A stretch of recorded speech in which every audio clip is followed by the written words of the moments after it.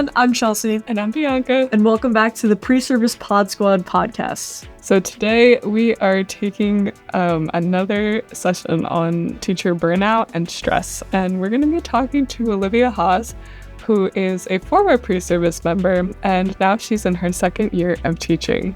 And she's in Somerset County and she's teaching high school math. And we're really excited to talk to her and hear about her first couple of years experience and, you know, how that's related to different stresses and challenges going on during the day. So, Olivia, do you want to say hi?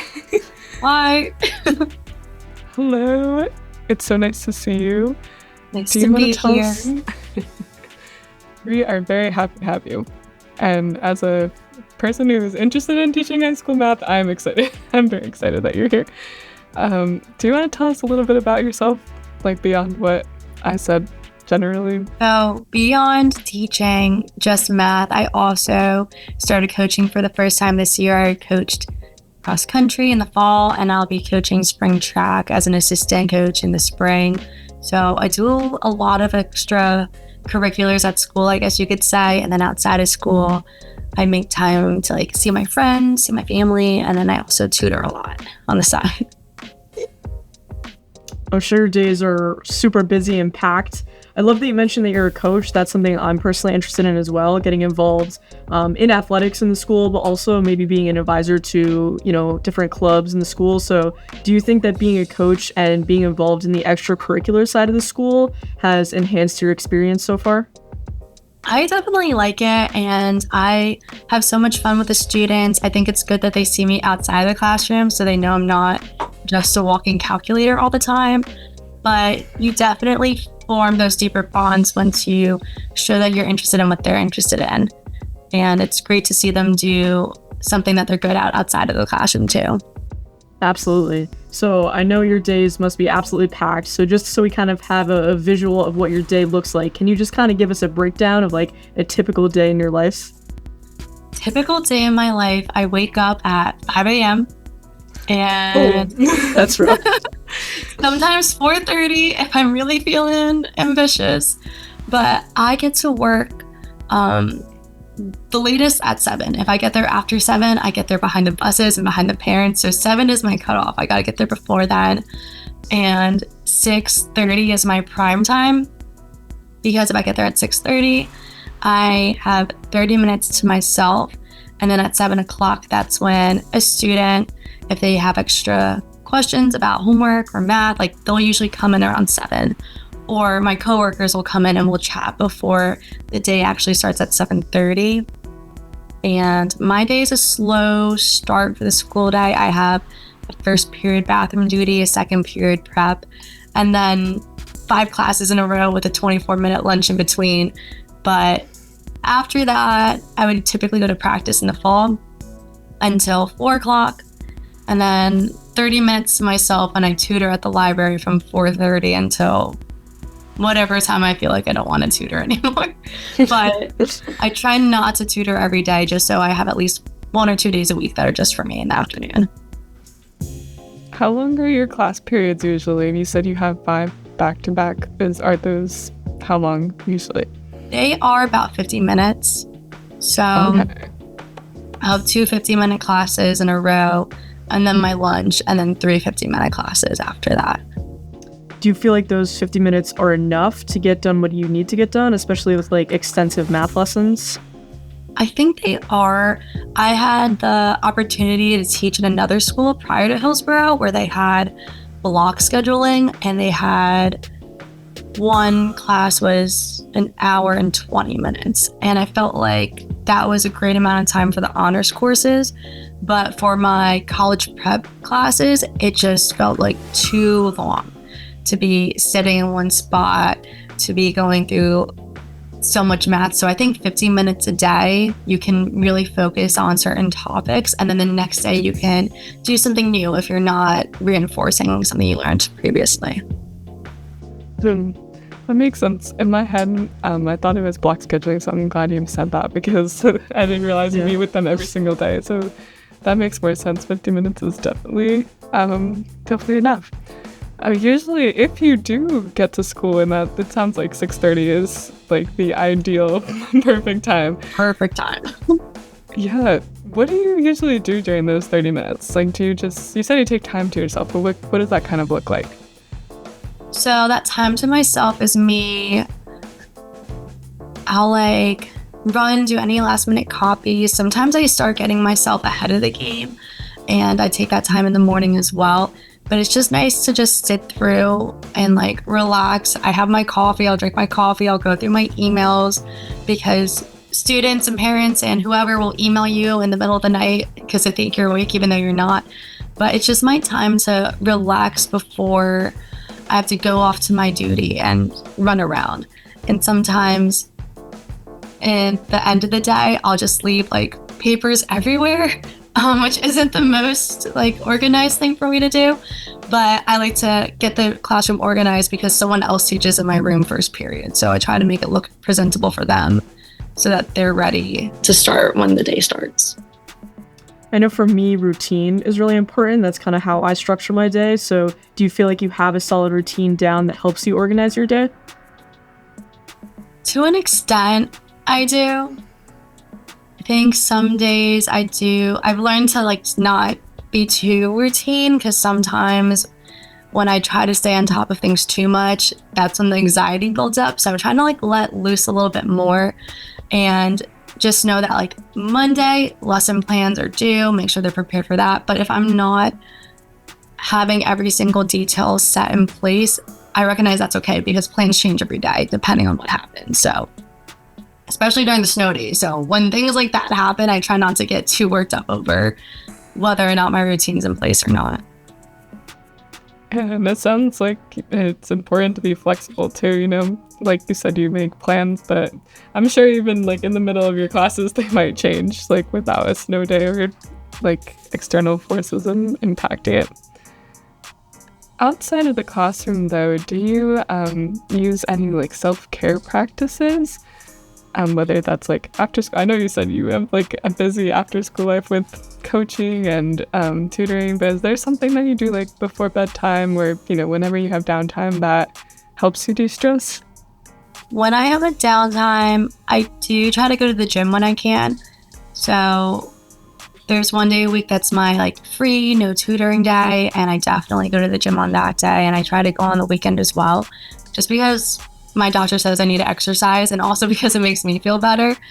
And then on the side, I like to read as well, and that really helps me before bed, because then I'm not looking at my phone or looking at screens, and I'm definitely not looking at schoolwork. So reading and going to the gym are my two things for myself. Yeah, I mean, all that is really important. And I think a big thing too is relationships. And we talked a little bit about building stronger relationships with students by getting to know them outside of the classroom and being involved in extracurriculars. So have you been able to build relationships with colleagues and kind of build friendships there? And if you have, how has that really helped you like navigate your school day? I got so lucky with where I am. I love my coworkers so much, because the math department at Hillsborough, they're just so welcoming, and they genuinely want you to be there, and they genuinely want to help you to be the best that you can be. So my first day was welcomed with open arms, and everyone was so willing to share everything they have. I think I have at least 10 people's Google Drives with every single document they've ever made.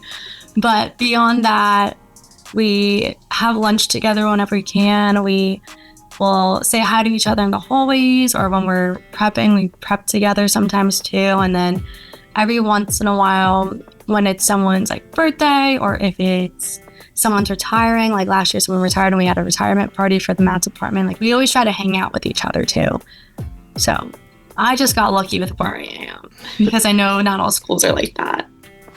That's so nice. I feel like having a collaborative environment helps not only, you know, the faculty and the teachers in the math department in your case, but also the students too. I feel like if they sense that there is like a good energy between teachers and there's just like a sense of community, it kind of makes them feel more uplifted, I think. Would you agree with that? I think they agree with that. Like, there's a teacher who also graduated from the same college as me, now works at Hillsborough, but we're 1 year apart. And the students know that we're friends. So sometimes my students will go into her classroom and they've developed a relationship with her because they know that I'm friends with her as well. It's really sweet. So I think when your students see that people like their job and like their coworkers, they like going there a little bit more because they see that you're also into it. That makes sense. I'm actually starting my first practicum experience right now at TCNJ, and so that's like an observation experience 1 day a week. And so far I've been observing a few math classes, so I feel like although I'm history secondary ed, I can relate to a little bit. But a theme that I've been picking up on in these math classes is the importance of creating an environment where students feel comfortable asking questions and not afraid to make mistakes, because obviously a part of math is sort of trial and error. So I was just wondering, how do you create an environment in your classroom where students feel like they can ask you questions and they're comfortable putting themselves out there, answering questions on the board? Like, how do you create that kind of environment? One question that I love asking them is, what questions do you have? And then I'll wait, and usually no one raises their hands. And then I'll tell them that I expect them to have questions. And once they realize, oh, we're supposed to have questions, then they're more willing to ask because they realize, oh, this is something that she's noticed is challenging in the past. So telling them I expect questions makes them a little bit more willing to share. And something I started this year, which I didn't do last year, is I'll just take whiteboard markers and there'll be like 10 problems on the board and I'll just hand them out to 10 random students. And they get really nervous to put it up in case it's wrong. And I was like, there's 10 of you. No one's gonna know who did what. Just go, put it up there. All the markers are the same color. Like, it's totally fine. And the more accustomed they are to putting things on the board and then looking at it and seeing what edits can we make versus which mistakes do we see, they realize, oh, math, it's okay to make mistakes. We're just editing them instead of saying like, oh, it's wrong. It just needs to be edited and changed. I'm so glad you do that with your students, and especially in a math classroom. I think it's difficult to create an environment where students feel comfortable, having the wrong answer or like maybe even like doubting themselves sometimes. So I'm so glad to hear that you do that, because it's so important for kids to know that they should be asking questions like you encourage them to do.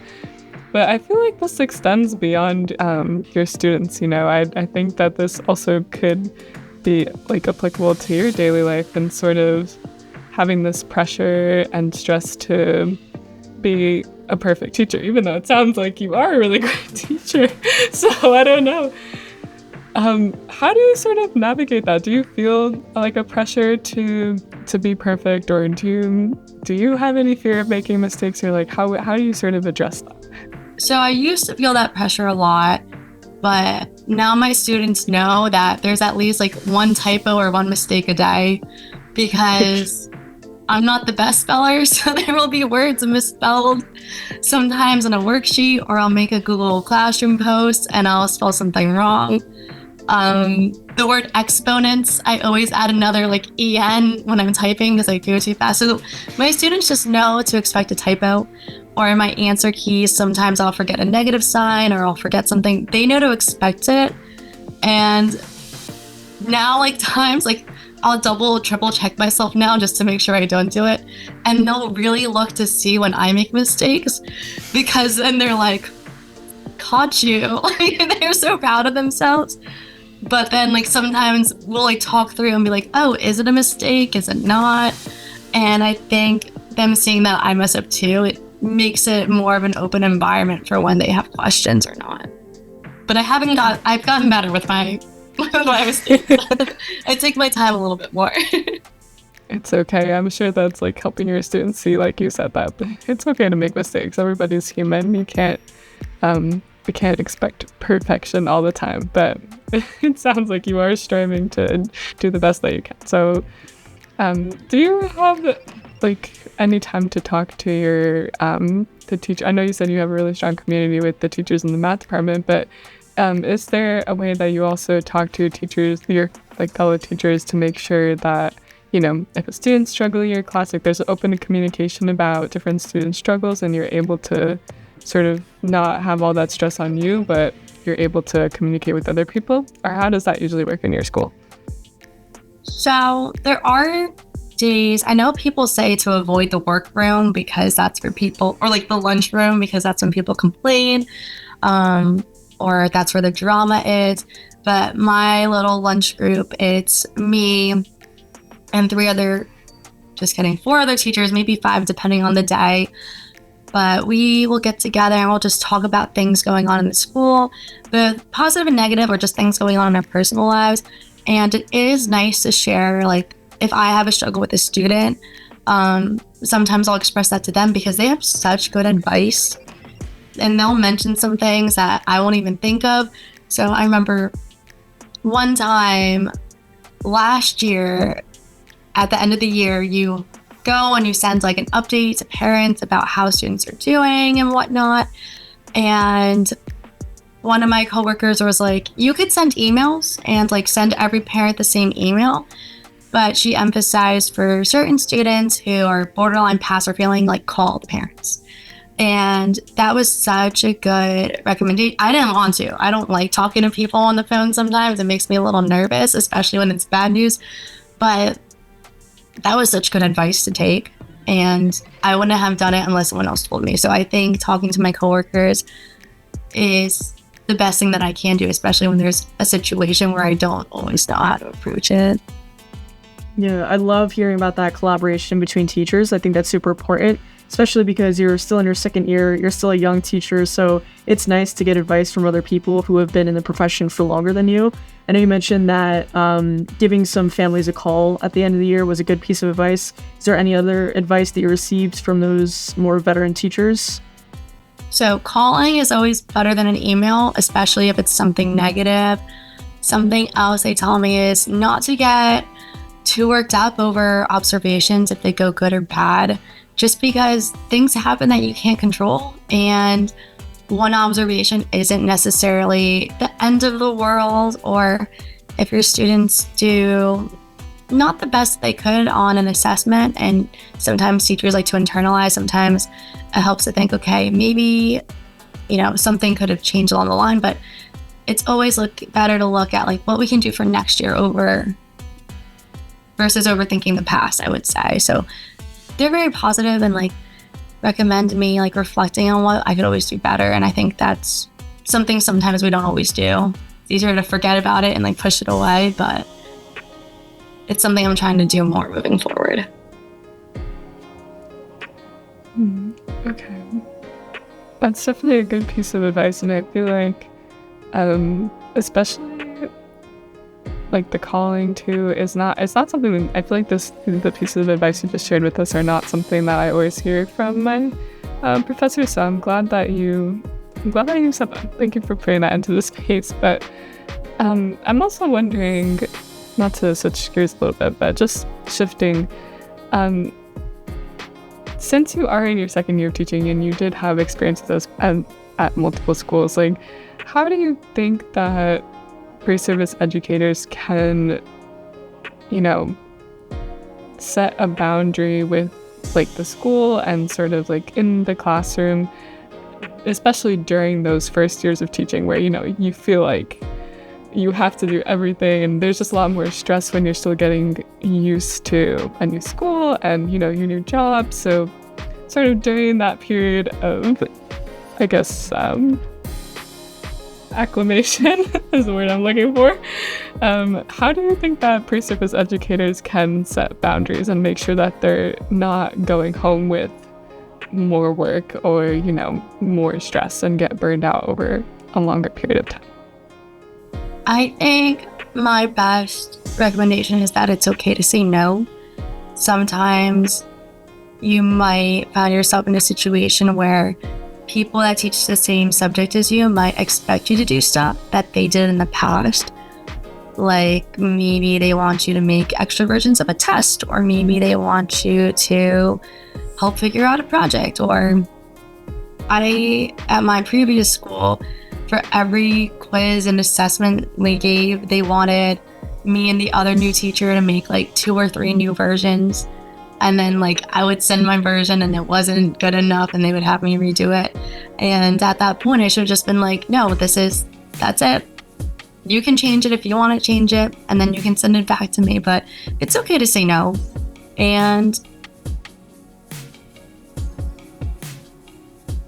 like, what's the worst thing that could happen? Like, if they'll get mad at you, but that's okay. Another teacher isn't like your boss. So it's okay to say no when another teacher asks you to do something. If your math supervisor tells you to do something, like maybe you should do that, or the principal says that that's different, but it's okay to say no to your colleagues when they ask you to do something. Or it's okay to say no to being an advisor to a club if you don't have the time. Like, it's okay to say that. People can be disappointed, it's fine. That's such real advice, and I could not agree more. Like, definitely if you can't handle something, like, it's okay to say that you just can't take it on right now, or just ask for a little bit of, like, some sort of grace period where I can do this, but I need more time, or whatever it may be. So, yeah, exactly. It's okay to say no, and what is the worst thing that can happen? I think that's a really big part of it, like advocating for yourself and, like you were saying, not being afraid to say no. I think that relates a lot to your own self-care and just taking care of yourself. And that's a really hot topic right now, I think, in education, but just for everyone, being able to take care of yourself and practice different things throughout your day to make sure that you're setting yourself up for success for each day and every week. And so a question that I have for you is, are there any ways that you emphasize self-care in your classroom, or any ways that you practice self-care with your own students? So there's some things I do at certain classes. One class I see towards the end of the day, and for them, we like to turn off one of the lights and then open the windows, get some fresh air, get a more comfortable setting. And some of my students make fun of me for this. This is totally random. I have like a collection of stress balls that I now have in my classroom. Okay, So, yes.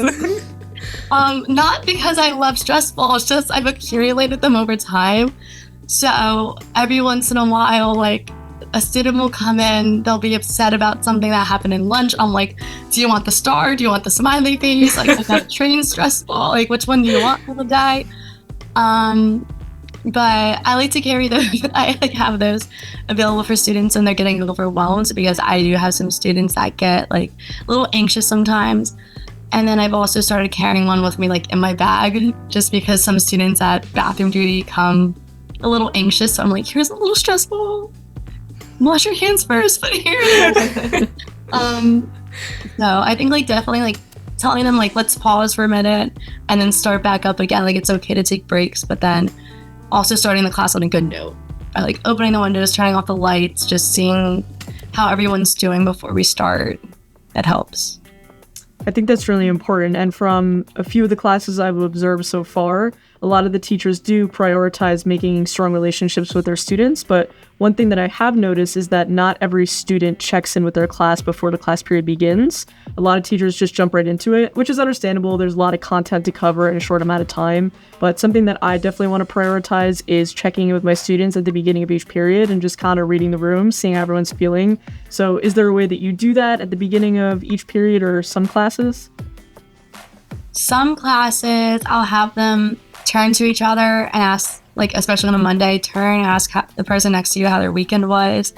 There's some classes where we do start right away with, like, an entrance card, and that makes everyone stressed. So after the entrance card, I'll ask them all a silly question and have them debate, like, is a hot dog a sandwich? Or would you rather sit on a pizza or, like, a sandwich? Like, just something silly that you wouldn't ever debate with anyone. And it kind of lightens the mood a little bit before we start the day. So is a hot dog a sandwich? I don't know. Because the bread's connected. I don't know. Okay, that's the debate. I think my students said no. I think that was their consensus. I guess we have to come in and debate that with them, because I don't know how I feel about that.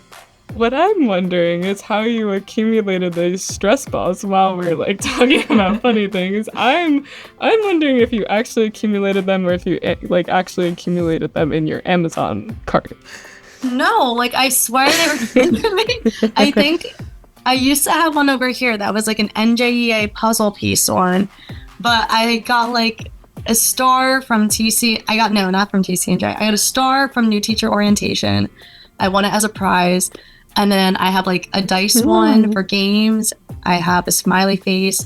My sister gave me like a train, one that she got that's literally shaped like a train. And then my coworker at the first school I was at, she gave me a little dog one that was for Christmas. So That's really cute. I didn't know that this was such like I feel like a lot of these This are is also like a gifts. big market. Yeah, I didn't Stressball. realize that. I I don't know, it's a thing. My students like laugh at me. Because some classes know I have it, some don't. So I go through the process of putting one up at a time on the desk. Something I'm noticing is that you yourself and your classroom is definitely a safe space for students, and you do that through a variety of ways of checking in, opening the window to make it a more comfortable space, using stress balls. Are there any other tactics that you'd recommend pre-service teachers use to try to make their classrooms a more comfortable space and just a safe space for students?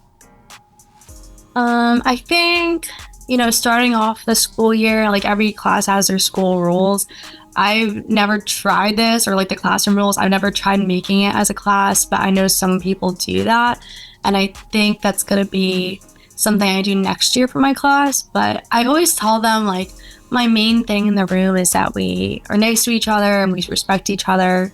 And if there's ever an incident, there was an incident this year where a student said something that wasn't respectful, and I did like approach that student and we had to talk about it, had to talk with mom about it on the phone, which also good to call versus send that email. I think just making sure students are comfortable no matter what, like that's the most important thing you can do. And that also includes, like, for me, having my room open to them at 7 a.m. and some of them will come and like sit down, because sometimes you get to school and your bus is early and you don't know anyone that's there yet. So it's nice to just have a place where you can reside until you have to be somewhere. I like the fact that you said that you're going to try that again next year. Like, you're going to try to do the class rules with them next year, because I think that's literally pinpointing the idea that you don't have to be perfect from the start, So always reflecting and realizing maybe what would be better, what would work better with your students. And of course, when you also get your new students and you kind of feel what energy they're bringing into your classroom, you can kind of develop like better teaching strategies as you continue to go on. But that's great that you do that with them. So as a last part of this episode, I think it would be cool. Last week with Esther, we came up with like a community challenge that each of us were going to like do throughout the week. So I think it would be cool if all three of us came up with a self-care challenge for us to do. It can be personal, and then maybe our listeners will also jump in and like think of their own challenge that they can make. Yeah, I think maybe something we can challenge ourselves to do, and our audience as well, is just making their space comfortable. That's kind of what I took away from you and you talking about your classroom. We talked about, like I said before, opening the window. I think natural light is so important, and I hope in my future classroom there's a bunch of big windows, because I love natural light. I love opening the windows. Having comfortable pieces for students to hold on to throughout class. So you mentioned stress balls. I know I've seen some teachers before have stuffed animals that are passed around the class. And that can be something that students can, see as like a safe thing that they can hold on to when they come into the classroom. I know a lot of teachers use music as a way to sort of calm their class. So just making your space as comfortable as possible, making it feel like a safe space for students.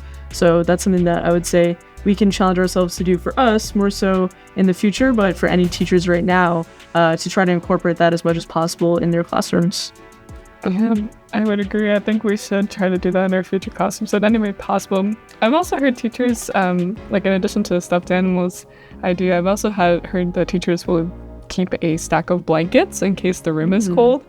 So I always think that's a cool idea. But stress balls, stuffed animals, and blankets, maybe snacks too. I feel like that's always good. That's perfect. I would say that I really liked the fact that you said that you read a little bit before you go to bed, so there's no like screen time, no work time. So I think that's something that I took away from what you were saying, and I would challenge myself to do that this week, because sometimes I will just kind of be like, okay, I'm gonna go brush my teeth and do whatever routine and then just head straight to bed. But taking the time to read a few pages out of a book that I have probably been trying to finish for the past 4 or 5 months would be nice. Yeah. I would say my challenge, like close your school laptop by like 2 hours before, more than 2 hours before you go to bed. So if I'm going to sleep at 9, I make sure that thing is closed by 7. And if anything's not done today, it's not important to get done today. It's for tomorrow. It's like future Olivia's problem. That was a really good piece of advice. Like having an actual time limit, a number to it, so that once it hits this time, I'm done and it can get done tomorrow. Like nothing is so important to sacrifice your sleep and ultimately your health like that. So that is really important and relates to what we were saying before about setting boundaries and self-care. So that was a good challenge. 100%. And like you said, I like the fact that you put a time to, like precisely 2 hours. I need 2 hours to myself to do something different. So I appreciate that. Well, thank you so much for joining us, Olivia. I know we said you're so busy and you have a lot going on, but I appreciate you sharing a little bit of your story and some advice with our audience. Do you have any last piece of advice you would like to share for our listeners? I really don't know if I do. It could be stress related or not stress related. Maybe like self-care. Don't take yourself too seriously. Maybe like it's okay to mess up. It's okay to laugh at yourself in class. Like I almost fell the other day and I laughed about it, but just don't take it too seriously. Like it's just high school or elementary or middle school. Like it's just school. That was perfect. Yeah. Thank you so much. Piece of advice. But thank you for talking to us. I loved getting to hear your experiences, and I hope that our listeners also maybe it takes some weight off of like hearing a real teacher's experience. And just kind of hearing about your day-to-day, but also how you like manage the stress of every day. So thank you so much for coming and talking to us and sharing so much with us. And we are excited to make more episodes. Hopefully we'll talk to more teachers. Absolutely. Thank you so much for joining us. We appreciate you being here. And thank you again to Olivia for joining us. Please look out for more Motivational Monday episodes coming soon and more of these longer length episodes with guests who are going to provide you with important tools that you need to navigate your journey of becoming a future educator. So thank you so much, and we'll see you next week.